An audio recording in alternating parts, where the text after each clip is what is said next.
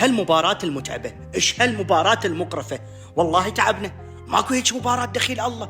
يعني برشلونة بعدهم ما قايلين بسم الله حفيظ دراجي يريد يدعم فلسطين بالمقدمة. طب الو لك ماكو هيك شيء. المفروض مثل ما انشيلوتي يتعلم من الدرس بان الفرق الاسبانيه هذا الموسم تهاجم باول ربع ساعه، تشافي ما تعلم من هذا الدرس الصراحه.